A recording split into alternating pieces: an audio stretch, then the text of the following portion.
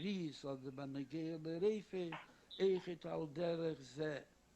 Weil derech ze Eichet Binyone Mische wie der Mond frier, und Binyone Eise Katzasi Didim, mi Vidim, weil derech ze Bishar ho Inyonim, ke Musker Liyil, Bishabos, ותן לחוכם ויחכה מי, ודוסי קבל בכלולו די alle Scheiles, wo sie da und befragt noch Echid, an der Wiese ist da Echid, der Linie von Bakoshas Brocha, und wegen der Mone nach dem Zin, wie Kajesi bose, hat man Echid a Hiro, Bruro, in Teras Emes, wo sie sehe Teras Chaim, Hiro, Bachayim, als a Brief, oder Rapidien, was mich schickt.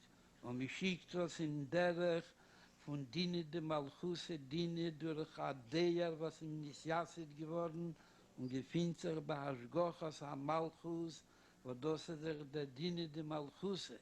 Es Alpischul Chonorach, a sichere Sache, aber es kommt und zu dem, zu wem hat es geschrieben.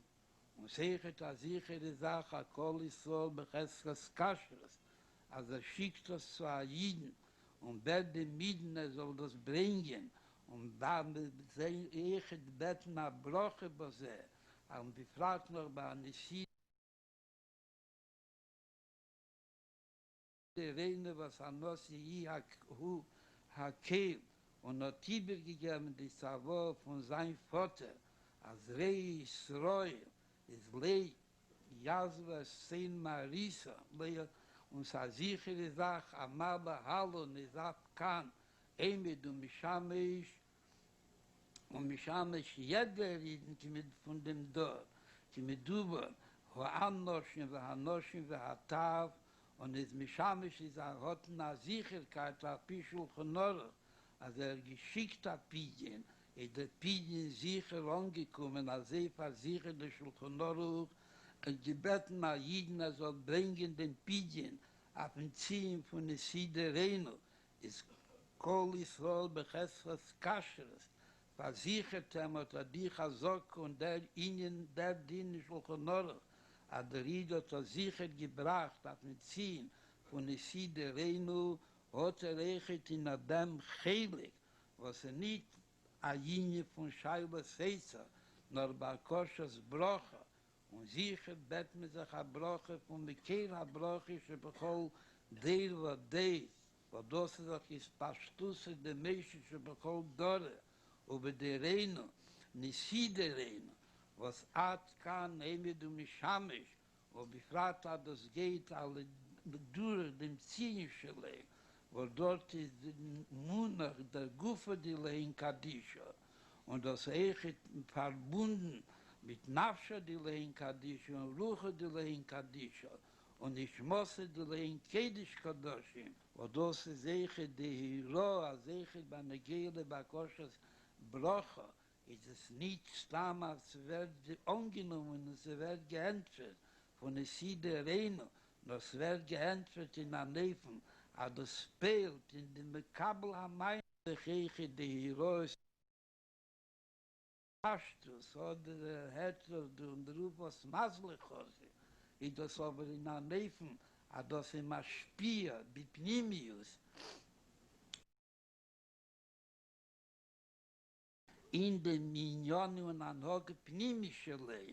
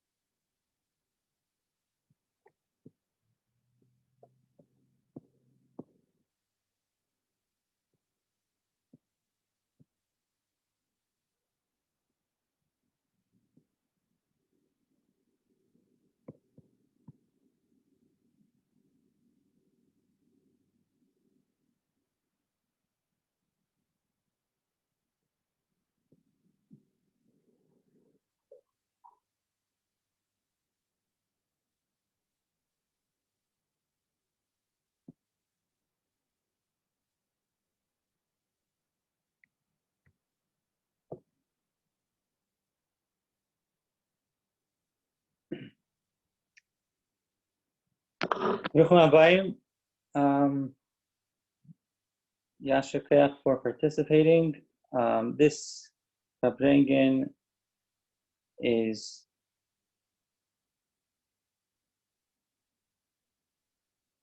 dedicated to Nishmat Saraf Shvei, Mardas of Crown Heights. Harav Yosef Braun will join us momentarily, and just asking everyone to be patient.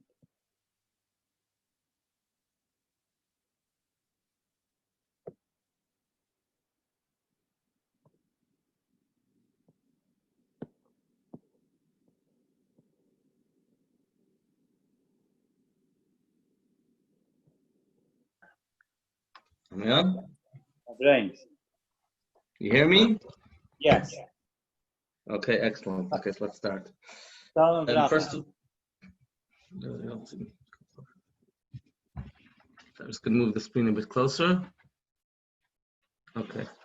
So just apropos for what was just said about Rabbi Shvei, this is Le'ili Nishmat Rabbi Shvei, which a lot of these halachas we discussed together, and learning this halacha, besides the fact that the shir in general, but because there are halachas that we discussed together and we put out together a lot of these halachas in the guides of the Bezdin, this is an additional aliyah tanashama for him.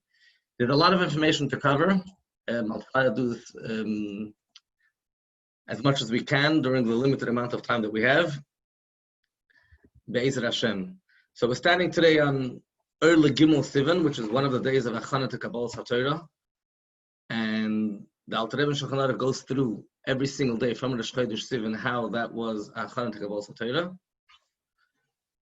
And the Rebbe tells us how each one of those days we need to utilize the same way in preparing for our Kabbalas HaTorah, which will happen on Shavuos. We're told about the Friedrich Rebbe that the days before Shavuos he was miyaker the time very much. The time was extremely precious.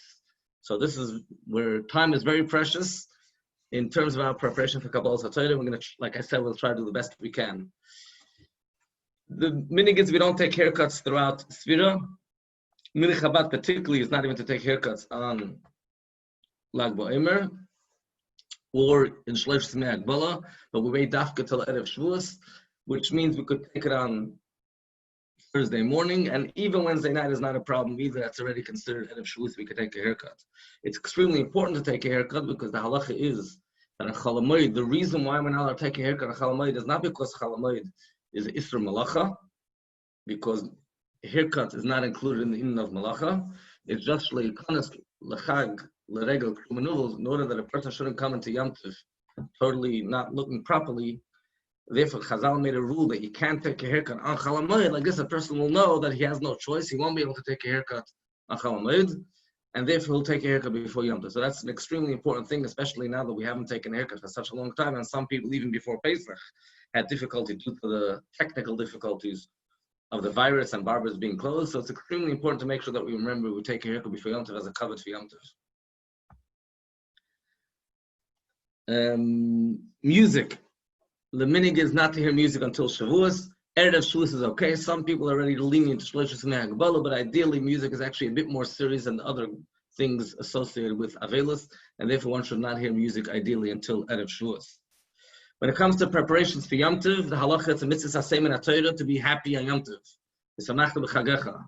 And part of that happiness includes, for men, that includes drinking wine, so it's a mitzvah saseh, at least a mitzvah saseh min haTorah, to drink wine on Yom Tov every single day of Yom Tov.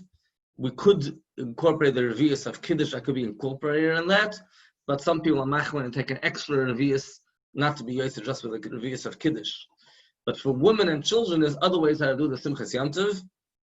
And the way to do the Simchas Yom Tov for women and children, that's incumbent upon the man to make sure that happens. As much as we're very careful on Sukkot, we make sure that we get a beautiful esrog, and on Pesach we make sure we have very mehuder digamatis. On Yom Tov, there's a mitzvah to make our wives happy, and that's through buying them begadim v'tachshitim, clothing or jewelry or whatever it is. So that's an important mitzvah. It's a mitzvah same in we have to make sure we fulfill that. For children, that's supplying them things which children become happy. In the time of the Gemara, that was roasted wheat and nuts. And nowadays, it's probably toys, I would imagine, or something that would make children happy. Talking about Simchas Yom Tov before Yom Tov, something that's important to remember is that, how do you go down? How to do this. Sorry, I'm not good at the technology here, so I'm having someone help me out of here. Is it down here? Okay. Sorry, I have to move this way. I can't see what's going on. Talking about doing proper Simchas Yom Tov, making our wives and children happy, there's a whole other set of people which are also part of the Samachta B'Chagecha. Samachta B'Chagecha, Ato V'Inchu V'Techa, Avdcha V'Amasecha, V'Alevi V'Ager, V'Yosef V'Almana. And Chazal tell us, if you make mine's happy, I'll make yours happy. There's the four people of the Eibishter, which is the Levi, the convert, the widow, and the orphan. And your people are you, your son, your daughter, your family, etc.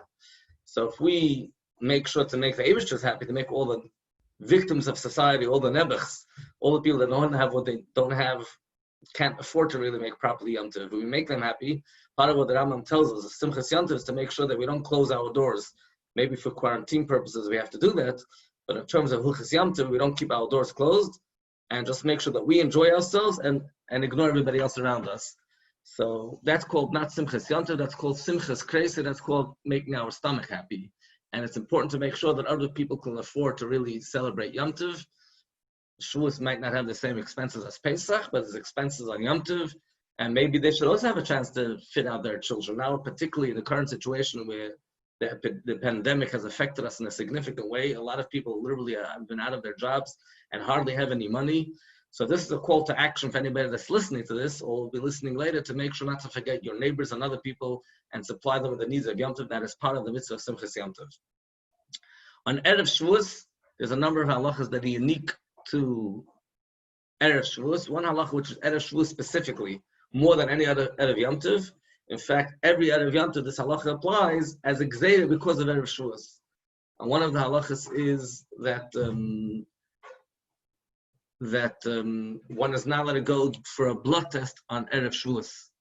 There's a question whether bloodletting today is the same as blood test today, whether they're the same as bloodletting, but certainly in halacha says Erev Shavuos is more severe, and Erev Shavuos we shouldn't do blood tests. I guess people that are doing plasma donations could schedule it for a different day. Of course, we're talking about the of Pikuach Nefesh, so that's day for a lot of these things, but still, Erev Shavuos is not the right day for this. Something specifically this year, very important to remember, and every reminder you get about this is not extra, is helpful, and that is this year, we haven't done this in a very long time, we're making an Erev Tashilin on Erev Shavuos.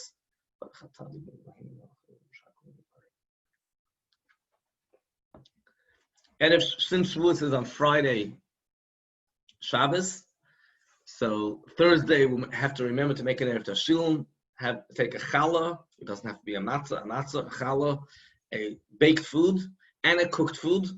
The cooked food is much more important than the baked food. A cooked food could be an egg that's commonly done, a piece of fish, piece of meat, chicken, whatever it is, and pick them up and do the nuskha of Erev Tashilin that it says in the Siddur. And for those of us that are worried about social distancing, you actually don't have to call on another person and have him pick it up like it says in the Siddur. That's an extra thing. That's not a requirement to make the Erev Tashilin work. The Rav in the city who does an Erev Tashilin on behalf of everyone needs to make sure he does that, because his job is to make sure to have in mind everybody else. And for some reason, everybody started having Ahavas Yisrael, and everybody does it for everyone, but that's not really critical to the Erev Tashilin. The main thing is to do it for your own family. Mentioning the fact that the Gadol Ha'ir, the Rav in the town, does an Erev Tashilin for everyone, there's a misconception about that, and some people think, oh, it's just a good idea to do an Erev Tashilin, and if I didn't do it, I could always rely on the Rav. In fact, the Shulchan Aruch, it says that if a person forgets to make an Erev Tashilin, it depends why he forgot, whether he's considered an Oines or Pesheya. If he didn't do an Erev Tashilin and he said, listen, I could always rely on the Rav, that's considered a Pesheya. That's considered being negligent. We can't just rely on the Rav's Erev Tashilin only in certain cases where it's really a genuine Oines. And that is why you see signs all over, and WhatsApps and emails all over, reminded Erev Tashilin almost as much as charity campaigns coming in every single second on Erev Yom Tov, because it's really critical to remember. And if a person doesn't make an Erev Tashilin, he's stuck with candle lighting from Yom Tov to Shabbos, with cooking food from Yom Tov to Shabbos, and it's not a very pleasant Shabbos when you can't have your cholent. Now, if a person does forget, there's one has to discuss with the Rav whether their case is one of those cases you can rely on the communal Erev Tavshilin, number one. And if not, are there any solutions? And there are some solutions, but they're really difficult and challenging. So it's definitely important not to forget. Something which is this kriyas of this Yom Tov, which doesn't apply whenever we make an Erev Tashilin, that sometimes if you forgot to make an Erev Tashilin and you remember on Yom Tov, you could do a Tanai. There's a certain Tanai that you can make when there's 2 days Yom Tov that could allow you to make the Erev Tashilin on Yom Tov itself. But that only applies when Yom Tov is Thursday, Friday, and you're cooking on Friday for Shabbos. This year, when Yom Tov is Friday, Shabbos, we can't, and the first day Yom Tov, you remember that Tanai won't work, and therefore we're really stuck if we didn't make an Erev Tashilin. So the bottom line is, don't forget to make Erev Tashilin, make yourself a mental reminder, an alarm, whatever it is, to do that Erev Tashilin. Erev Tashilin does not work for all preparations for Yom Tov to Shabbos. There are certain limitations to the rule of Erev Tashilin. Number one, Erev Tashilin only applies to tzarchei suda, to things that you're using for the actual meal.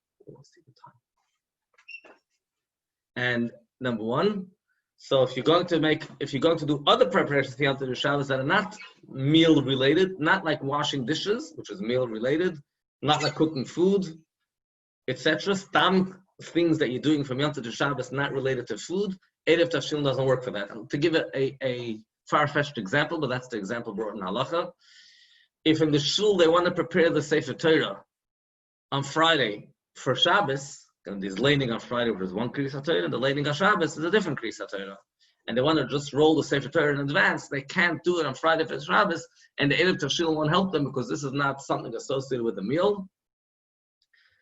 Candle lighting, for example, you could light Yom Tov Shabbos because candles enhance the meal. But preparing a Sefer Torah has nothing to do with the meal, and Erev Tashilin won't help. The second important limitation about Erev Tashilin is that when you are preparing from Yom Tov to Shabbos, all the food has to be ready well enough in advance on Yom Tov so it should be usable on Yom Tov. And I'll explain why. Really, this Erev Tashilin, how does Erev Tashilin work?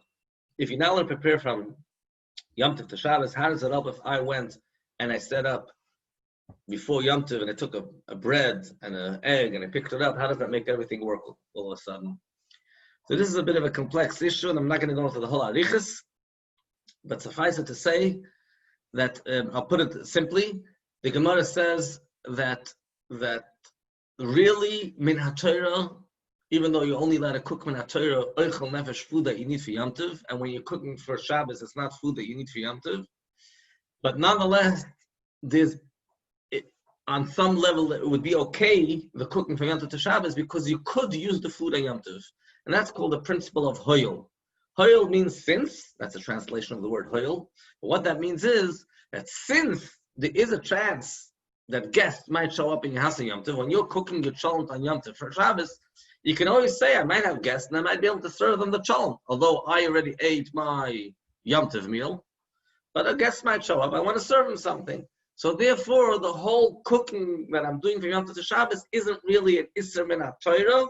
It's only an Isser d'Rabbanan, because with Rabbanan we can't rely on this idea they might come guests. Now, once it's only an Isser d'Rabbanan, Chazal were lenient with that rule. They said if you make some type of reminder for yourself, you already started your Shabbos cooking Erev Yom Tov by doing the Erev Tashilin, you have your challah for Shabbos, and you have your cooked food for Shabbos. Once you started, you'll remember the idea that you can't cook from Yom Tov to another day. So therefore, whether you got the logic behind it or not, I'm not looking at anybody else's camera, so I can't see whether people are following or not. The bottom line principle is that the Erev Tashilin only works because the food that you're cooking on Yom Tov will be usable on Yom Tov. But if you're setting up your cholent right before Shabbos and it won't be ready on Shabbos, without going into the Shabbos issues about setting up a cholent too close to Shabbos, but over here you have a different issue. There's ways to loopholes in terms of the Shabbos aspect, but in terms of the Erev Tashilin is meaningless because the whole Erev Tashilin only works because the food is ready on Yom Tov. So everything that you want to do from Yom Tov to Shabbos, don't do it the last minute. It has to be usable on Yom Tov proper. Moving on to, this was all about Erev Shavuos. Let's move on to Shavuos itself. And once saw a good simon to remember the various Minhagim of Shavuos, and typical Chabad style, half of these Minhagim we don't keep, or we do them differently. But these are the Minhagim that I mentioned in Paiskim. All the Minhagim of Shavuos are alluded to in the word Acharis. Hein gealti eschem Acharis kivreishis. And Acharis, we nowadays, after Matan Torah, we're doing a memory to Matan Torah, kivreishis like was the Matan Torah. Acharis is the Rosh Tevis. We can probably find the Lubavitch similar type of Rosh Tevis.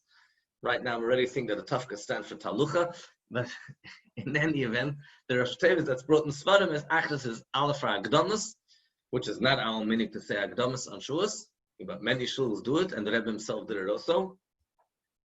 I've seen that with my own eyes. The Ches is for Cholov, eating milchiks.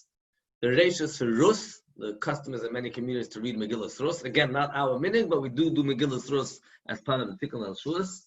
The Yud for Yerek, we prepare vegetables, greenery, that means flowers and greenery in shuls and in homes. And again, Chabad Minig is that we don't prepare something like that in shuls, but people do have flowers at home. And the Tuf is for Tikkun al Shavuos. So we'll go through these various different Minhagim and the halachic aspects of these Minhagim. And let's start, because we don't do Agdamas, that's the Aleph of Achris, I'll move on to the Ches, to Cholov, to Milchiks and Shavuos. So first of all, it's a general halacha which is not very well known. The halacha is you're not allowed to make milchig or fleshig bread or any dough mixed with milchig or fleshig. And the reason is because if you're going to make a milchig bread, people might by mistake eat on a fleshig meal, and vice versa. If you make a fleshig bread, people might eat in a milchig meal. Now, when it comes to sweets, pastries, people are very lenient about that because a cheese Danish is not really something that you eat together with meat. You might eat it in a fleshig meal, but you don't eat the cheese Danish with your chicken sandwich. It's just not the type of thing that people do. So people make cheese Danishes and cheese blintzes and these kind of things, and milchig cakes. Although practically speaking, when stores do it, it does cause a lot of problems. We know this in the kashrus world. The store makes a pastry, and some people don't know whether this is cheese, milchig, or not milchig. You have to put a sticker on it. So the problem does happen. But bread, dough, where you mix dough, which is eaten in a meal together with food, like together with meat, like bread, for example, or challah, you really shouldn't be making milchig bread or fleshig bread. But if you're making a very small amount that's eaten on that day, then it's permissible to do that. And by the way, it's not only a question that you're not allowed to do it. If you made milchig bread, you're not allowed to even eat it, because you were over on the rule not to make milchig bread. But if it's a small amount, you're allowed to do it. And therefore the Ramah brings that the meaning is on Shavuos to make these milchig kind of kuglach or whatever it is. We make these milchig fillings, and it's not a problem making a small amount, only that's what's going to be eaten on Shavuos, and therefore this is not an issue. Some people don't have a milchig oven. And Shavuos, they want to prepare a milchig meal, and they start running into all kinds of shilas. How do I make my fleshig oven? How can I accommodate my milchig requirements? So there's solutions for that too. We could kasher the oven, although it's not so simple to just turn on the oven to the highest setting and kashering it, but from fleshiks to milchiks, that is a legitimate approach. We can, again, I'm not going to go into the whole lumdus, but most poskim say that it's okay. The fact that we don't really cook food, we cook food usually in trays. We don't put the food directly on the fire, and it's usually in a pan. And our ovens are different than the ovens in those times. It's not directly, like the oven, the fire is separate from the actual cooking, and many other reasons. And therefore, a place can say when it comes from treif, that's a bit more complicated to kasher oven from treif. But if you're kashering an oven from milchiks to fleshis to vilchiks, which al pi halacha requires a lesser form of kashering, just turning on the oven for the highest setting, for an hour should be fine. Some people want to be machmer and they want to do a self-clean. Gesundheit, they can do that, but you don't really have to. I should say that's not a smart idea to kasher back and forth from milchiks to fleshiks, because that could create problems. And in fact, in Shulchan Aruch, in Poskim it's brought, there's a meaning that we don't kasher from milchiks to fleshiks, because of the fact that people might forget. You forget if something was milchiks to fleshiks. The meaning is we don't kasher from milchiks to fleshiks. But that applies to regular kashering. A kashering in an oven, where you're turning on an oven to the highest setting, which is not a normal kind of kashering, that is okay to kasher the milchus of fleishigs. But again, it's not recommended to do that on a regular basis because then you'll keep on forgetting. So which one is it now? The milchik time or the fleishig run? So it's something that should not be done. Alternatively, there's another option. You could keep the oven fleishig and take the food, the milking of food, and double wrap it and put it into the fleishig oven. It might not be smart from a chef's point of view because your cheesecake might not bake properly. Cheesecake or your pizza usually doesn't go well if it's covered, but I'm talking now from the halacha point of view. I'm not in the baking industry. From the halacha point of view, double wrapping, it shouldn't be a problem.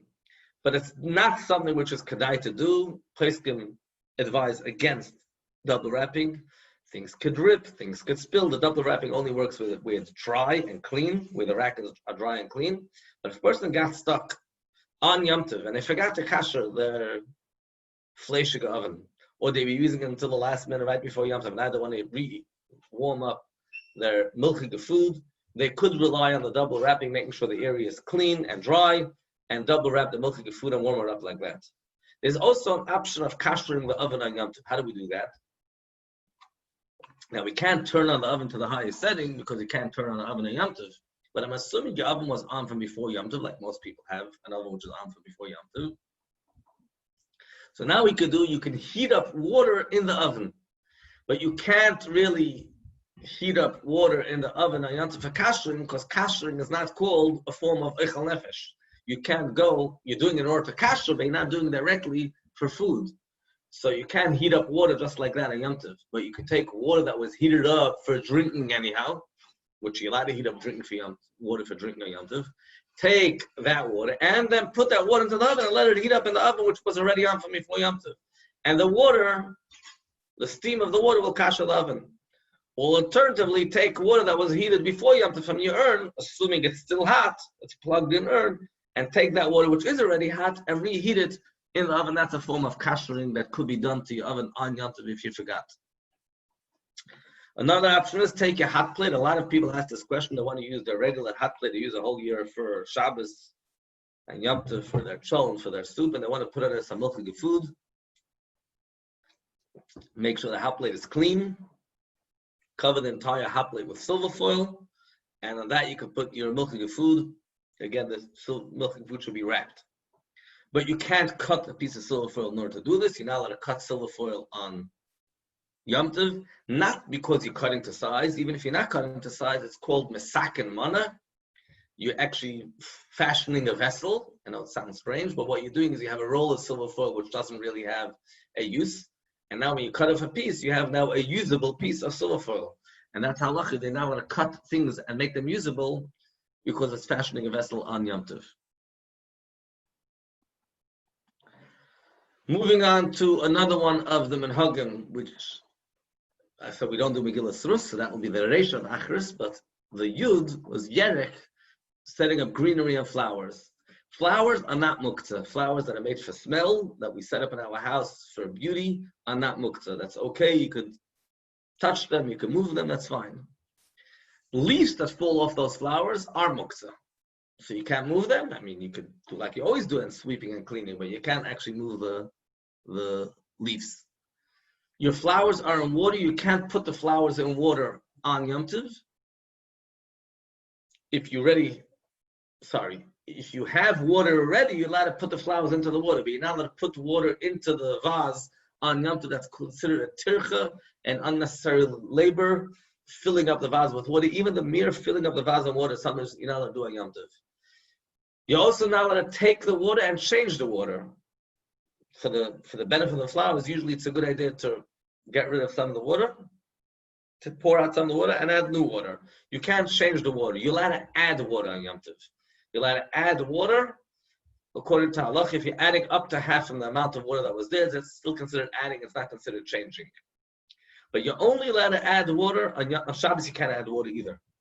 So again, you can't fill up the vase with water. You're allowed to put the flowers into the water. That you're allowed to do.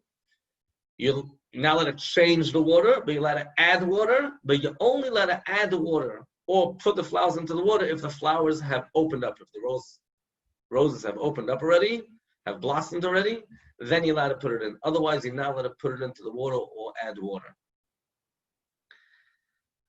B'negeya to the minhag of Tikkun Leil Shavuos. Tikkun Leil Shavuos is a very important minhag. It's a preparation, our preparation for Kabbalah Satira. The Zohar has some very special things to say about people that practice the minhag of Tikkun Leil Shavuos. The Arizal gives us special promises about Tikkun Leil Shavuos. The person will live through the year, and so on and so forth. And it's really a tikkun for our neshama. That's what the definition of the word tikkun is. If whatever issues we've gone through, we want to make sure we cleanse ourselves properly for Shavuos nights, for Shavuos, for Kabbalah Satira. Tikkun is the way to do it. But like in everything in Yiddishkeit, we have to make sure it's not Yotza Schorei B'Seder. We can't win some things and based on that lose other things. So for example, a person really wants to be careful to be up the entire Shavuos night, but because of that, he'll miss out the mitzvahs HaSeim and HaTorah of saying Shema at the right time. Shema these days is a bit early. I believe in New York it's about, today I think it was 9:09 or something like that.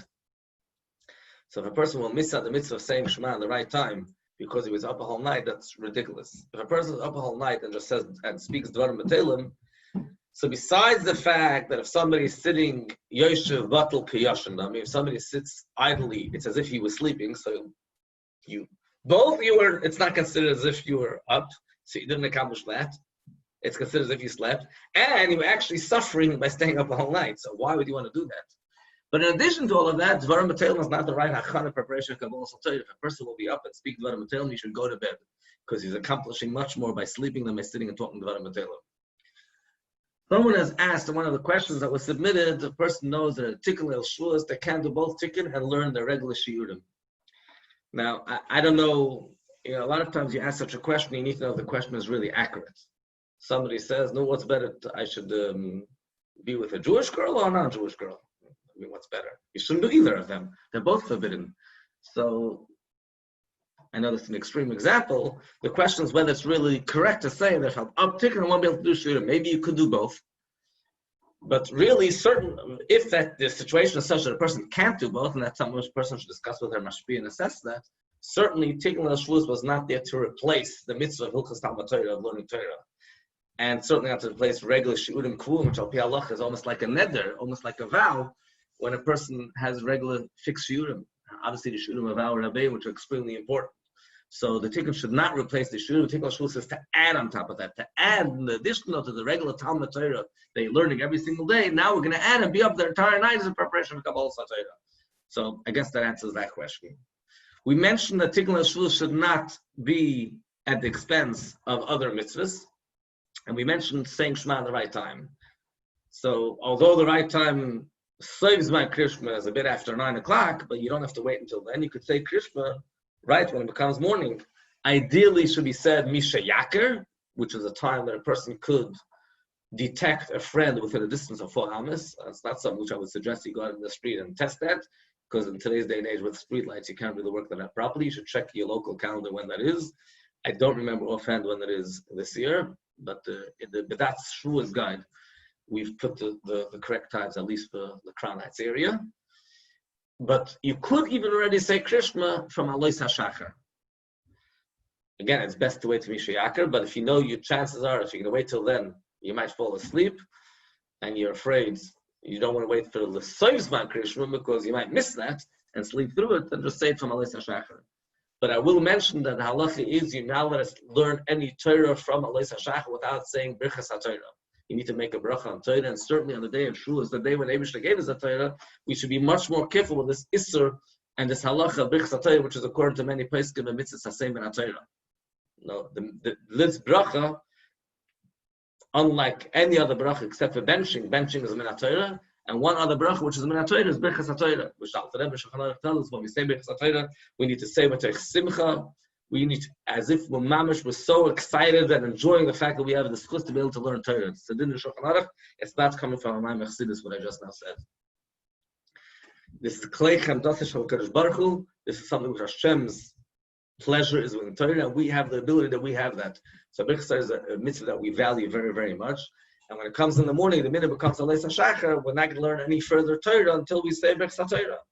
And it's likewise, before we say Shema, which is part of Torah, the 3 parshas of Shema, we must make sure to say Birchas Torah before that. Chassidim, we value very much the Hirois of the Rebbe. And one of the Hirois that the Rebbe repeated many times over the years, starting, I believe, from Tafshin Mem, is the importance of everybody attending Shul on the day of Matan Torah, during Matan Torah. And the Rebbe pointed out that according to the Medrash, every year Matan Torah repeats itself. I mean, that we know from, in general, that Hayom, illness, Kadam, and Ice, and everything that happened once repeats itself every year.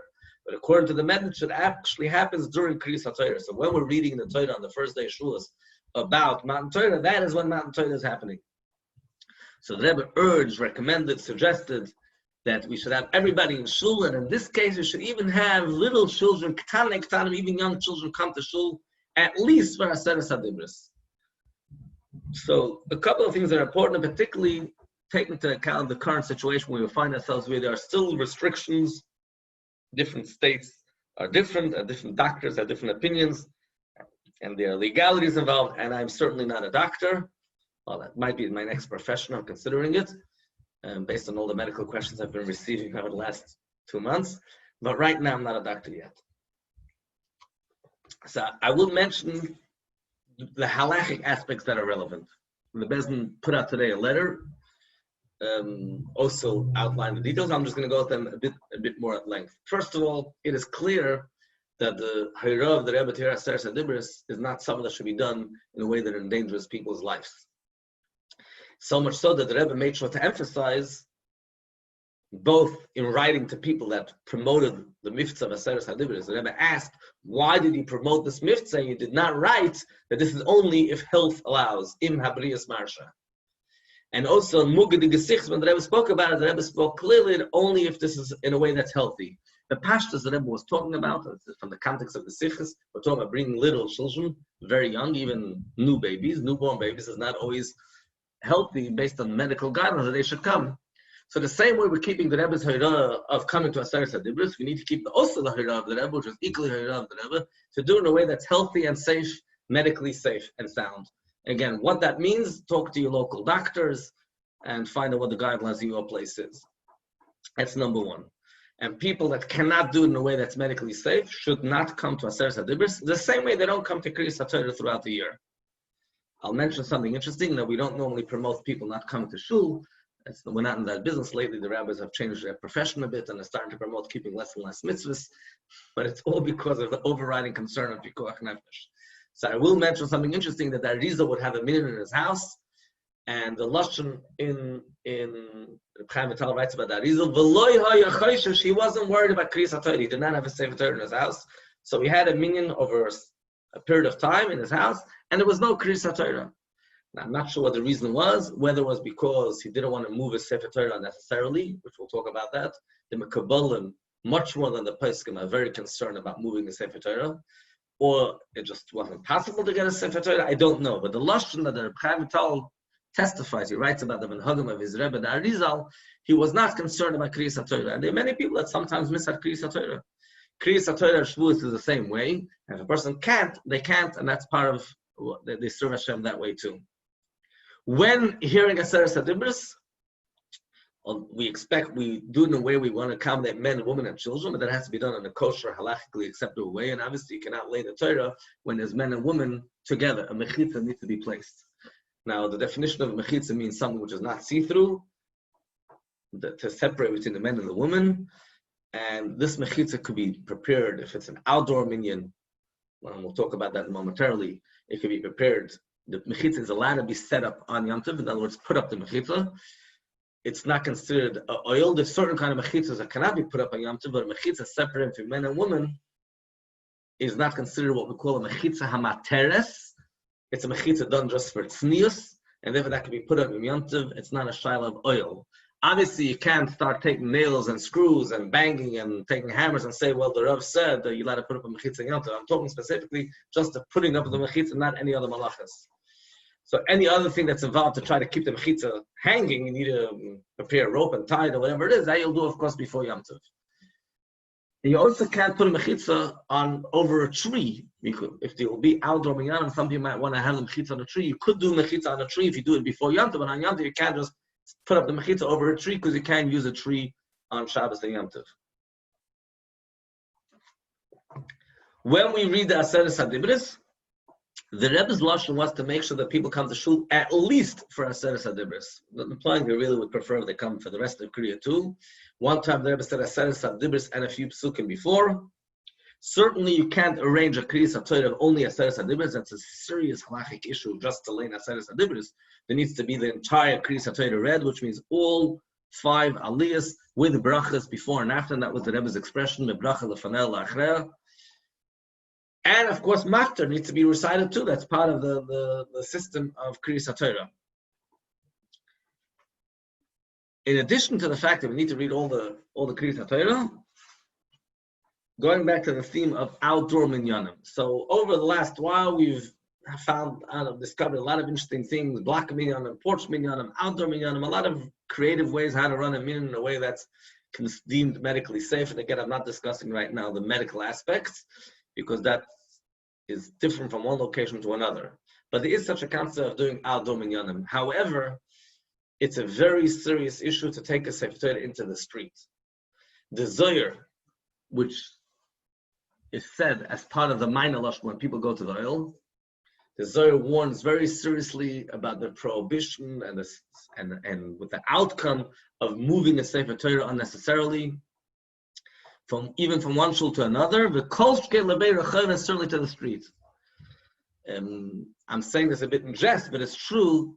The Rebbe quoted this Zohar, the Rebbe said this Zohar twice a week, and sometimes more than twice a week, because twice a week the Rebbe would go to the Oil, would read the Minor Lush, and the Rebbe repeated the Zohar every single time he said over the Zohar, the same Zohar that says this. But this is not only a Zohar issue, it's halachically a very, very serious issue. It's considered a bizoyin to the Sefer Torah. It's not considered respectful to the Sefer Torah. So if you're having it on a porch, or in a chutzner, in a courtyard, that's fine. But to schlep the Sefer Torah into the street, that is not acceptable. You cannot schlep the Sefer Torah in the street. That's not something that the Rebbe intended, that we should arrange a Kriyas HaTorah for Aseres HaDibros in a way that violates the covenant of the Sefer Torah. I'll add another interesting point, and that is that when the Rebbe spoke about coming to Aseres HaDibros, he spoke about the advantage of hearing Aseres HaDibros in the shul, in a Makam Kadesh. So the Rebbe didn't want that people should make Aseres HaDibros out of shul. He wanted it to be done in shul. Now, not always is that practical. We have a concept in halacha, ein done an efsher mishi efsher. Nowadays, some shuls are not allowed to even be opened. In New York, the guidelines are you can only have 10 people in a shul. There are also medical concerns, so I'm not suggesting that everybody should run to shul. But certainly we shouldn't add to that and do a Kriyas HaTorah outdoors, not only in a porch or in a yard, but let the Sefer Torah out into the street in a way which is a bizoyin to the Sefer Torah. That's something which is not acceptable. That's not what the Rebbe intended. And one more final thing. When we want more people to hear Kriyas HaTorah, we can make a number of minyanim for Kriyas HaTorah. Although Kriyas HaTorah typically is part of davening, and that's how we arrange Kriyas HaTorah. We don't just do Kriyas HaTorah independent of davening. So much so, there are poskim that say that there are those that want to say that if somebody heard already Kriyas HaTorah before, now when they're davening, if they already heard, they need to do Kriyas HaTorah again because it's part of davening. But that is not the halacha. And the Rebbe commented on someone who mentioned this opinion. The Rebbe wrote that he never heard of such a thing that people should do that everybody heard Kriyas HaTorah before. But since the davening now, it becomes part of davening. So we don't practice that opinion. But again, like I said, normally there's a Seder Tefillah and Kriyas HaTorah is part of davening. But nonetheless, we sometimes have a Kriyas HaTorah not part of davening. For example, a person missed Kriyas HaTorah. The Chassam Sofer writes about his Rebbe, Talmid of Chassam Sofer, the Chassam Sofer, they were traveling, they didn't have a Sefer Torah, and they had to make up Kriyas HaTorah. So they did a Kriyas HaTorah even in the afternoon. There are places that question doing an afternoon Kriyas HaTorah. And L'chatchila, certainly Kriyas HaTorah is supposed to be in the morning, but you could have a Kriyas HaTorah independent of davening. The Rebbe himself did that too. After Yechidus, sometimes a special meeting was arranged just for Kriyas HaTorah.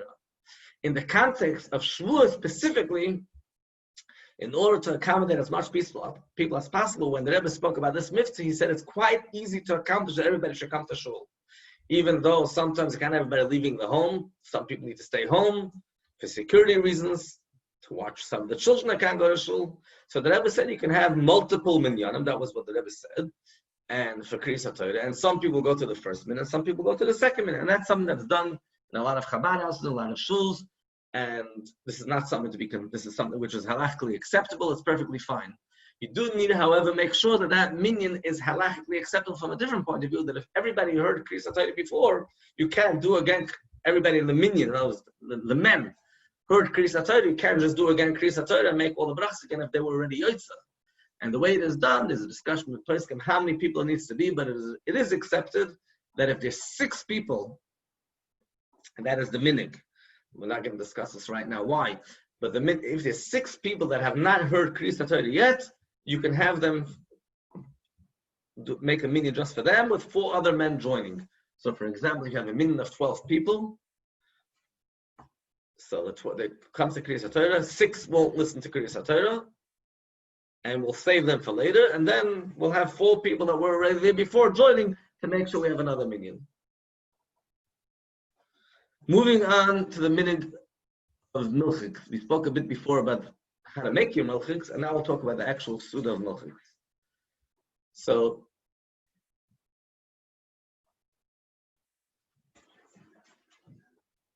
sorry, one second.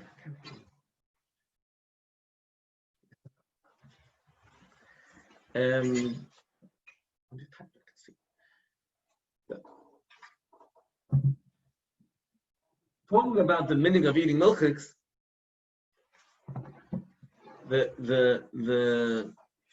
we just like we mentioned before about tikkun Shavuos, that a minhag, and tikkun Shavuos is very important, but it cannot replace things that are important. Likewise, milchiks is a minhag, but there's a mitzvah, Shulchan Aruch, a mitzvah, the Rebbe referred to it as a mitzvah d'Rabbanan, to eat fleishiks and yontiv as part of our simchas yontiv. So the minhag of eating milchiks is not there to replace the mitzvah of eating fleishiks. Every Shabbos and every yontiv we eat fleishiks, and Shavuos is no different. Shavuos we added something else in addition to that, and minhag to eat milchiks, but not to take away the minhag of fleishiks. Furthermore, the Alter Rebbe brings the minhag of eating milchiks, and he says there are many reasons for this minhag. If we look at the Ramah, one of the earliest sources, there's even earlier than the Ramah, but one of the earliest sources in halacha for this minhag, the Ramah brings the reason why we eat milchiks is because we want to commemorate the Shtei Halechem. There were 2 loaves of bread that were brought in the Beis Hamikdash together with a carbon on Shavuos. And to commemorate the 2 loaves of bread, we have both milchiks and fleishiks. Because when you're eating a meal, you cannot use the same bread for the milchik meal and for the fleishik meal. So you'll naturally have to use 2 breads. And therefore we'll have a milchik meal and a fleishik meal. That'll be like 2 loaves of bread. So clearly the minhag was to have 2 meals. Strangely, I'm not sure why, the minhag was to have first a fleishik meal and then a milchik meal, which could be a bit complicated, probably because the fleishik meal is more important according to halacha. But that was the minhag in some places, in many places. But the minhag in Chabad, and by the Rabbi, the minhag is, and that's how the Rebbe writes in Hayom Yom for children. The Rebbe brings down this minhag. There's a calendar the Rebbe wrote called Young Scholars Pocket Calendar. I believe the Rebbe says that the minhag that we first eat milchiks, we take a break, then we eat fleishiks. And we also are accommodating the 2 loaves of bread, even though we don't wash for the milchik meal, because mezainis is also considered bread according to halacha. We have cake. Cake is a form of bread. If you eat a lot of mezainis, then you actually have to wash on it because it's a kviyas suda. So that's our way of doing it.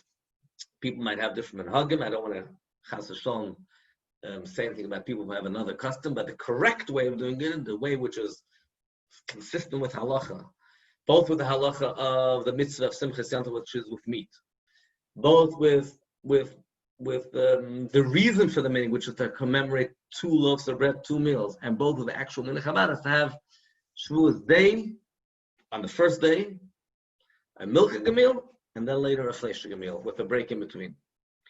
Some people wanted to make sure that this became a bit problematic, and they didn't want to take away from simchas yontiv, and they started a minhag, particularly in German communities, to have a milchik meal by night, which is less of an issue of taking away from simchas yontiv. But even that is not ideal, because really the mitzvah of simchas yontiv should be practiced by night and by day. Normally we have Yom Tov night a fleishik meal, and Yom Tov day a fleishik meal. So again, I don't want to say anything about other people's minhagim, but the correct, pure halakhically correct, 100% correct halachic way, which is Minhagim, is to have first a bit of milchiks, take a short break, and then fleishiks. The break is as far and our custom is an hour break. According to halacha, you wouldn't even have to take any break to milk and fleishiks, just have to wash your hands and make sure they're clean. But our minhag is to wait an hour based on the zohar. The hour is not from when you finish the bracha achrayis, when you last time you touched milchig food. So as soon as you finish milchig food, even if you didn't make a bracha achrayis yet, you wait an hour, and the hour doesn't have to be from when you start the next. You don't have to start the next meal after an hour. You can start the next meal and serve everything until you get to the meat part of the meal, to the chicken, to the soup, whatever it is that you're serving that's fleishig. By that time, an hour should pass. So it could really work in a very practical way. And we also have to make sure that we don't make it all a part of one meal. We have to make a bracha achrayim between both meals. I mentioned before, just for emphasis, I'll reiterate it, that when eating mezainis in your first meal, don't overdo it. First of all, we want to have place for the fleishig meal. Second of all, if you eat too much and you become full, then it becomes a shaila of a brich hamoitze, brich samazna, becomes a question of a kviyas suda. There's a shaila about what you do, what bracha achrona you make if you have cheesecake or other such kind of milchig meals where there's a tiny bit of flour and you're eating a full kazayas. Do you make a alamichya, or you need to have a kazayas only of the flour? So according to halacha, if the percentage of the flour is a sixth of the mixture, then you can make an alamichya directly on that cheesecake. But if there's less flour, then you're running into a problem because it's a suffix if you should make alamichya because you do have some flour in it. After all, you're making a mezainis because the flour is the main thing. Suffix, maybe you should make bar nefashos. And therefore, what you're supposed to do is take another kazayas, which is definitely alamichya, and another kazayas, which is definitely bar nefashos, and to avoid this issue. Well, but you don't have to make your cheesecake that way. You can make a cheesecake that has so much more flour and only a thin amount of cheese, like they do in all the schnitzels and all the stores, but they want to save money on meat. So what they do is they put a lot of flour and a very thin sliver of chicken.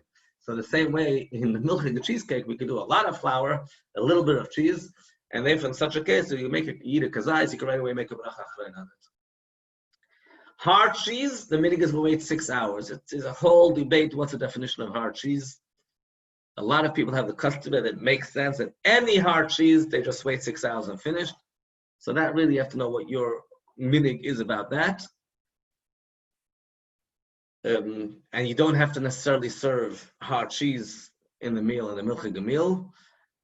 But it's important to make sure that you, if you do, you'll have to wait 6 hours. So really hard cheese that aged for 6 months, really 6 hours people should wait 6 hours. Unless the cheese is plain hard cheese, regular yellow cheese, like I said, is a machlokes, but if it's also melted and it's not really cheese that is aged, there's definitely room to be lenient just to wait the regular hour. Sharp foods that are cut with a milchig knife are considered milchig.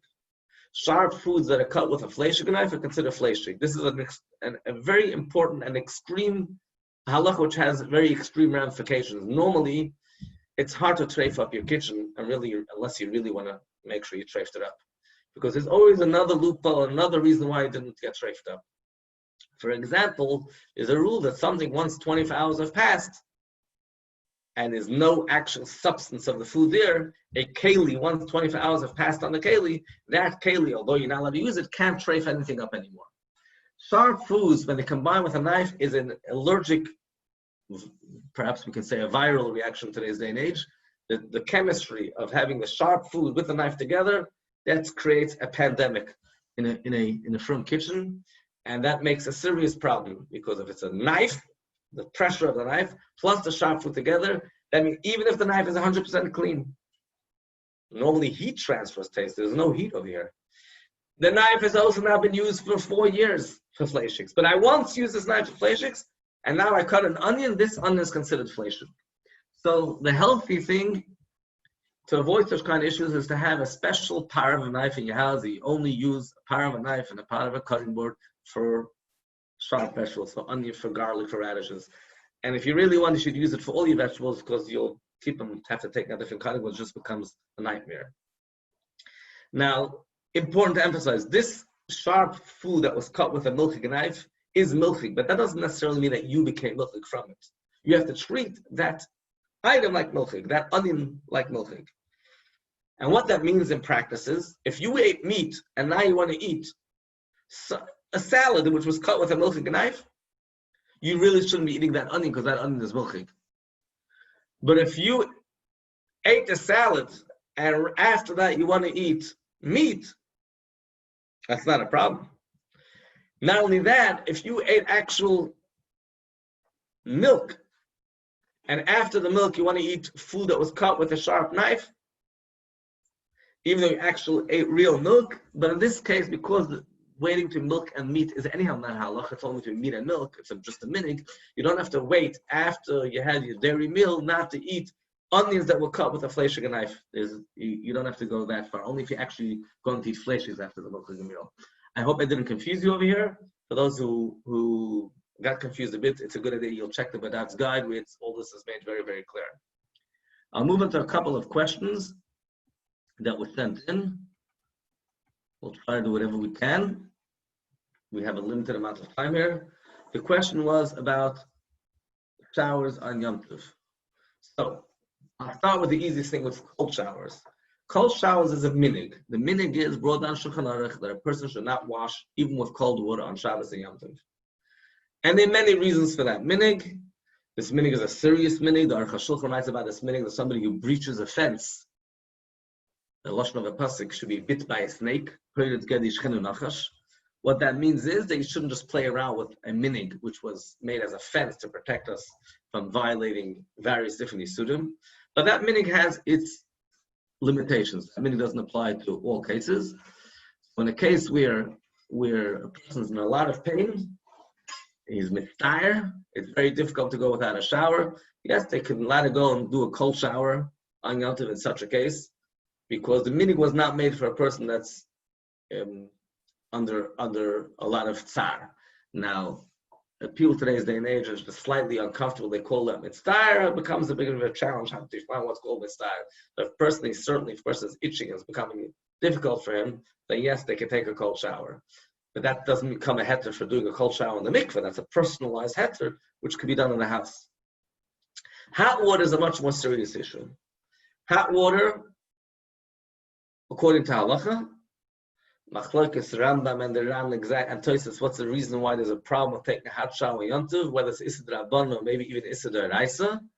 I'll mention just the bottom line halacha because we're running out of time and it's a bit late.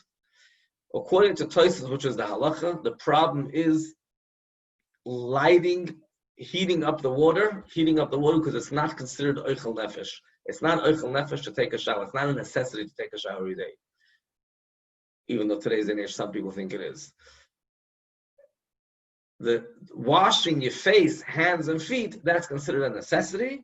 And if you're not washing your entire body, you're not washing the majority, you're just washing a couple of parts of the body, like face, hands, and feet, or you're picking only stomach and face, it doesn't have to be after that.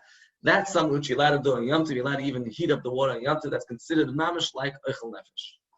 But the whole body you're not allowed to do, even if you heated up the water from before Yom Tov.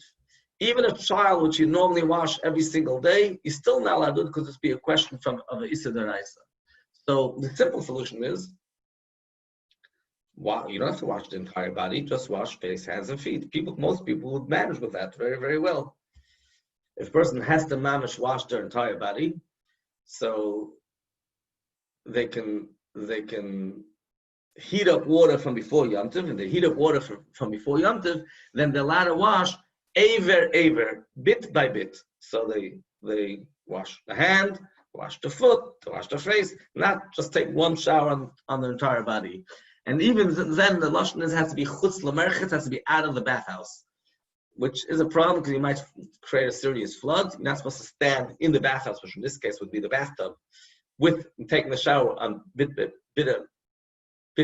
aver, each section of the body at a time. You should stand outside and take what we call a what do you call that thing? A shower hand, and where you can actually get up to different parts of the body separately, move it around, but don't stand in the actual merchits. And again, but that would only work with water that was preheated before Yom Tov, which you don't have that in your shower. So if you want to go start taking water from the urn and mix together, it becomes a bit complicated. Like I said, the easiest thing is just wash Panav Yodav V'Ragel, you'll be safe. You don't have to wash the entire body. Most people will manage well with just washing the key sweaty sections. You're still not let us squeeze. There's Isra of Schita, which is particularly relevant to the hair, and therefore don't, when you're still pressing on the hair, don't use shampoo on the hair. That's a problem. Water is fine. You can't use hard soap on Yom Tov in general. You can use liquid soap. Some people are machmer. They try to liquefy the soap even more than regular liquid soap. And nowadays, and during the virus, a lot of people have been using Perel throughout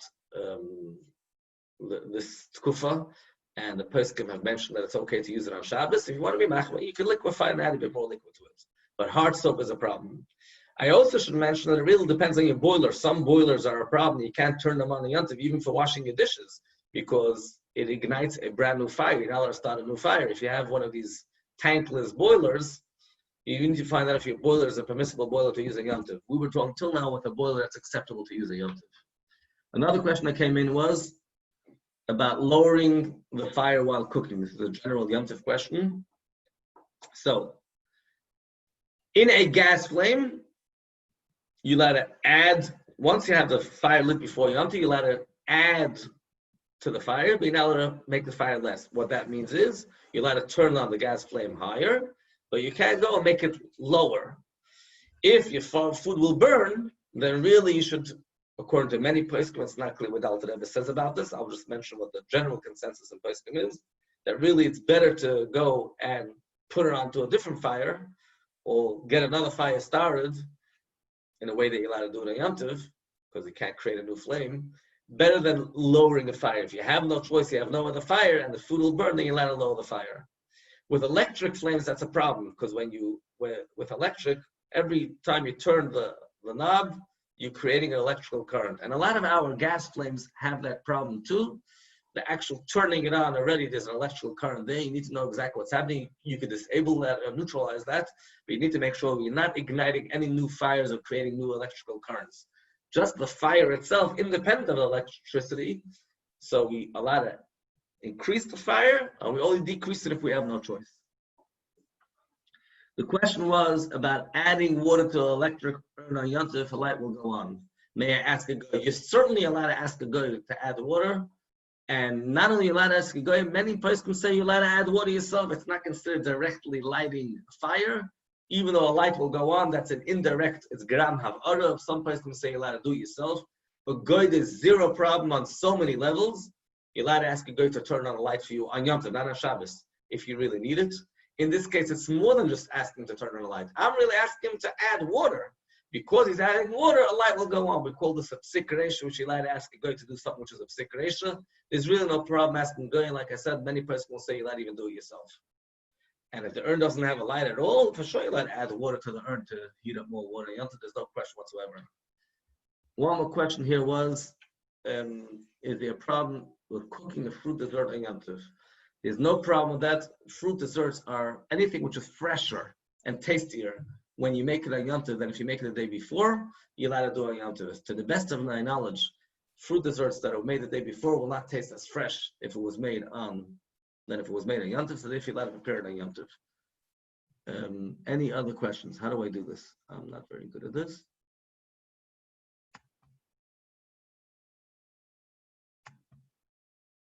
Where do I go to here? If there are any more questions. Just some questions sent in. I'm just trying to see if I can find it.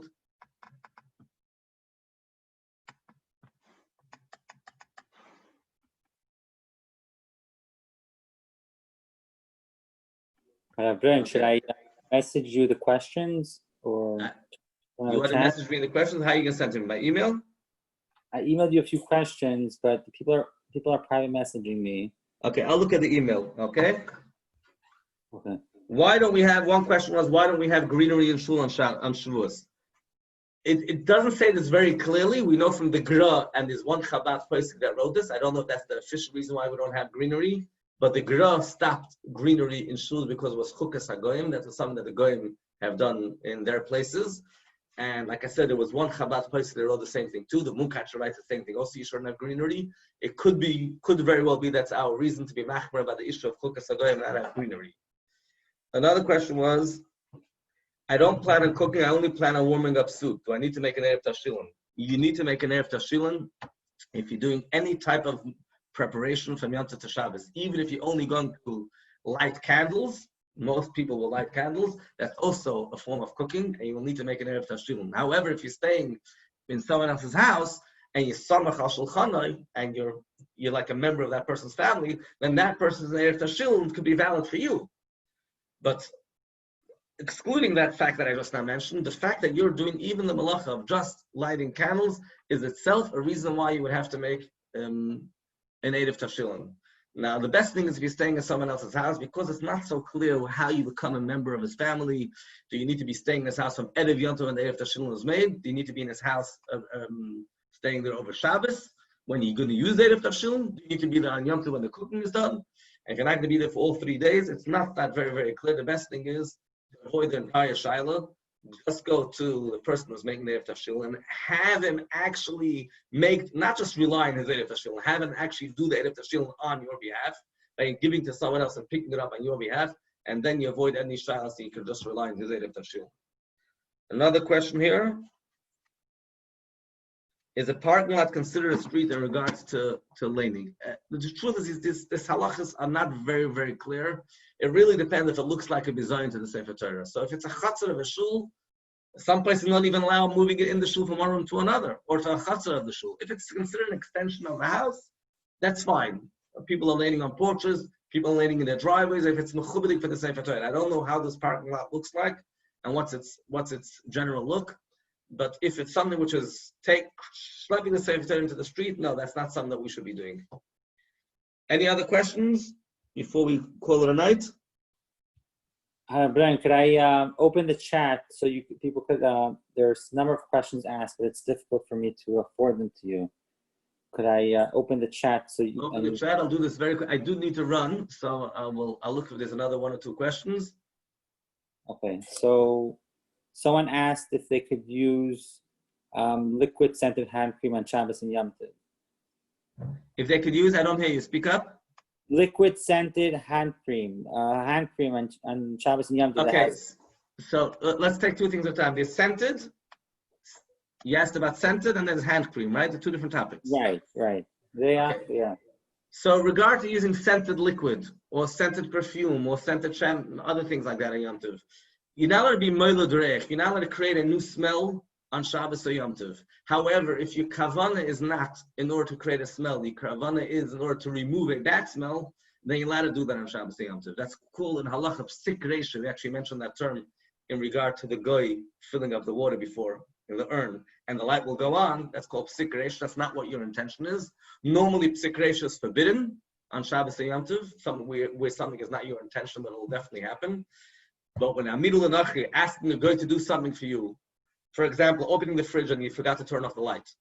So I asked, what's the problem? The guy is being my shliach. Well, I only asked him to open the fridge. I never asked him to turn on the light. And turning on the light is just an outcome. That's one halach where psik reisha is permissible. And another case is what we call psik reisha b'reach. The halach of moilud reich, of creating a new smell, is not a problem when it's an indirect result. That's not what I'm intending. The Alter Rebbe brings a meaning that when they would wash the hands for the kohen and by duchening, they would put in some smelly stuff into the water, and that would create a smell. And Alter Rebbe says that's a serious problem because moilud reich is also a problem. The adam, the psar adam, creating a good smell for a person, but only if that's your intention. If you're using a scented thing, if that's the only one you have in the house, then that's not really a problem. But if you're using it because you actually, or if you're using it because you want to remove a bad smell, that's also not a problem. But if you're using it because you want the smell, then there's a problem. With regards to hand cream, that is a serious issue, hand cream. It really depends on the viscosity of the hand cream. It's a very hard thing to measure. The problem is smearing is a problem of mareach or mamachik. And if it's extremely liquidy, then it's not a problem. But most hand creams don't really fall into that category. And therefore, Pesachim are very machmer about hand creams. What you could do is, you could, if there's a place where there's some cut or wound, we need to put some type of cream, then you could put the hand cream on a spot without smearing it, just dab it, just put it down. That's okay. Maybe it will absorb.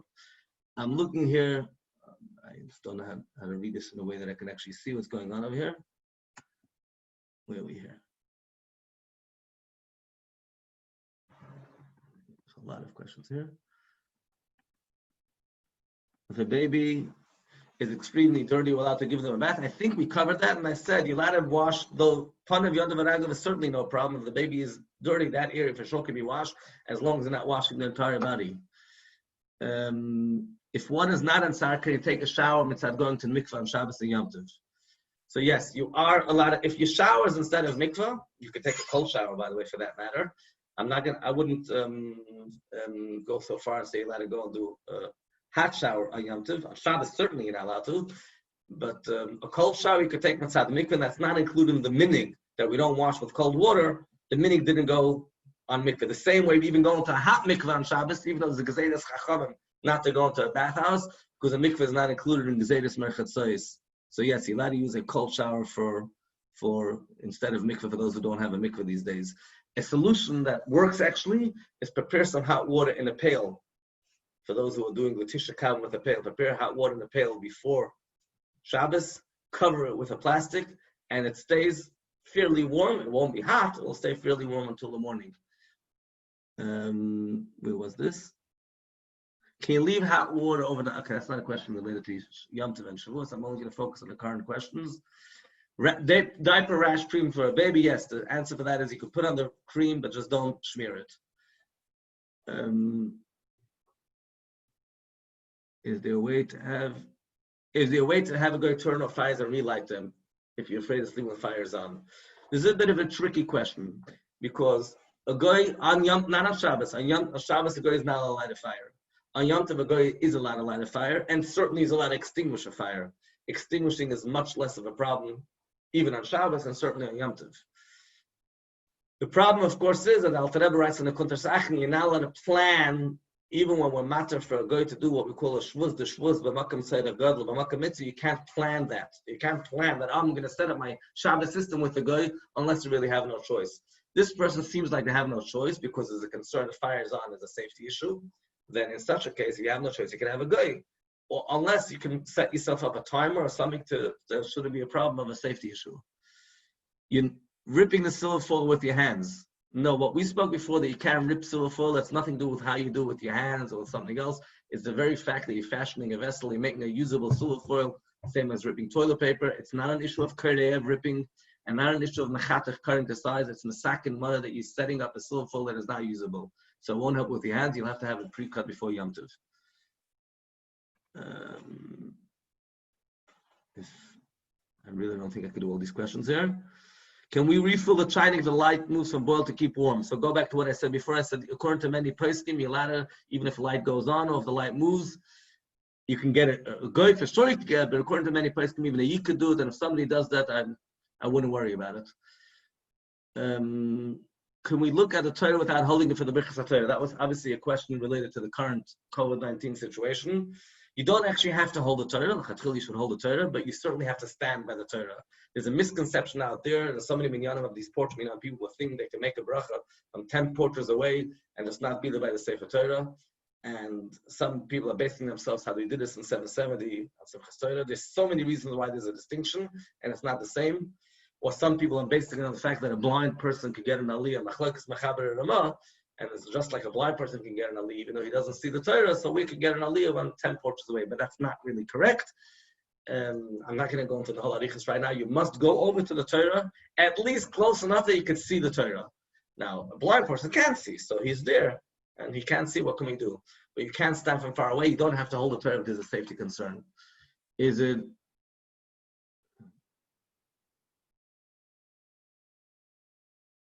Can a family stand together for laning if others can't see them? So we spoke about having a mechitza, but now people are in a porch minyan, so they want to have the men and the women and the family stand together. If other people can't see them, it's not really a problem, but there's a different problem, and it's not a very well-known halacha. The Medrash, the Ton of the Belio tells us that one besides for the issue of mechitza during davening, one should not stand within 4 amas of a woman when they're davening.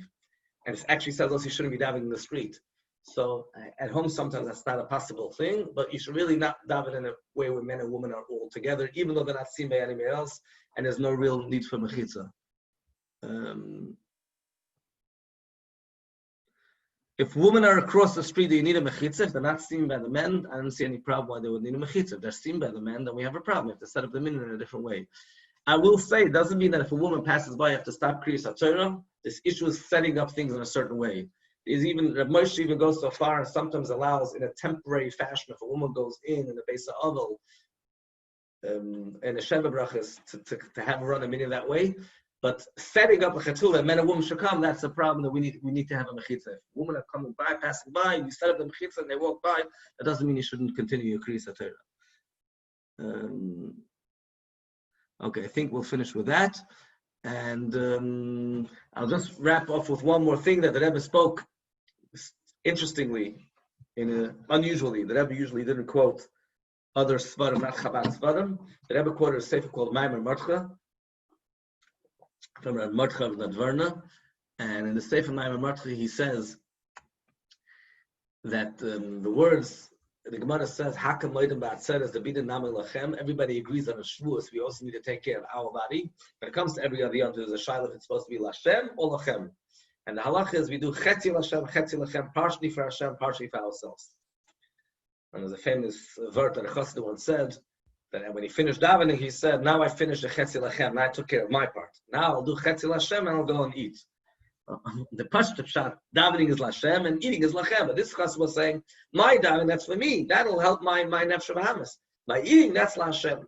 But the Gemara says, although every yontiv is half and half, Shavuos all agree we have to take care of the Lachem. So the Rebbe said, and I remember the way the Rebbe said this after we came in from Talucha, it was a surprise sicha.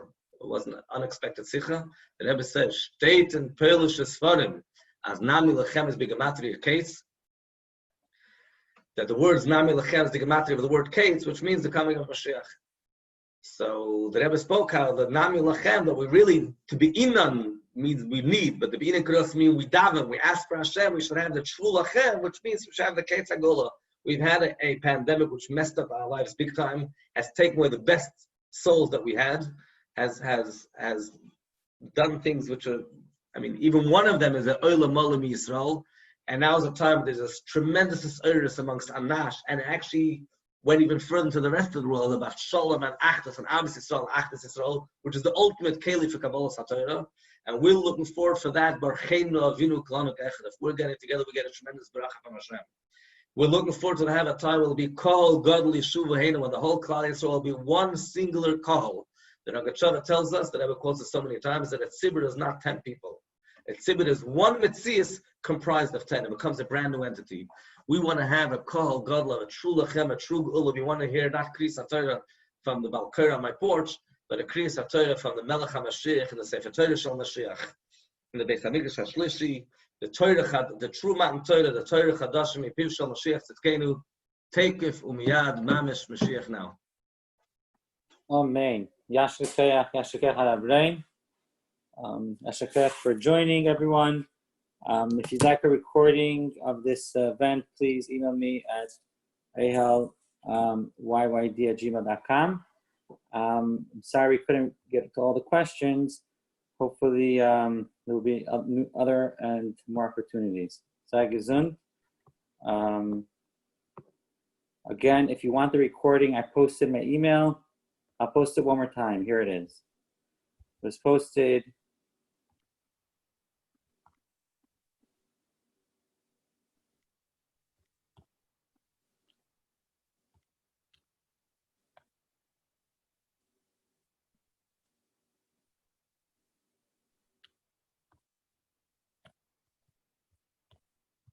Okay, I'm going to.